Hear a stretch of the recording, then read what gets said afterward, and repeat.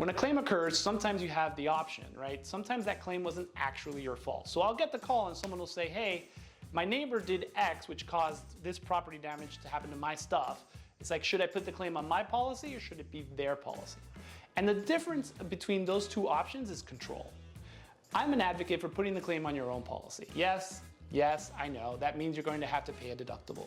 But the reality is that if you put the claim on your own policy and it's a covered claim, you have control over certain things of how it gets fixed, when it gets fixed. You're not arguing with your own insurance company about whether or not it should be fixed. It just becomes a question of, hey, this was a covered claim and it gets paid.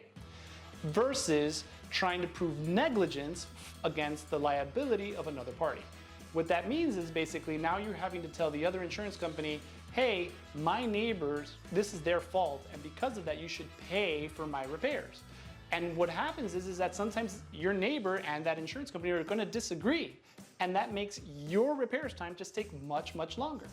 Now, a really cool thing that can happen is that if you put the claim on your own policy, you pay your deductible, your insurance company is going to do something called subrogation.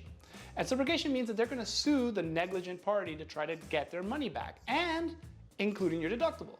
So if you do it that way, sometimes, doesn't always work out that way, but plenty of times what happens is that you will put in the claim, pay your deductible, and magically 6-8 months later you get something that you never thought would happen, a check from your insurance company, reimbursing you because they collected that deductible from the other party.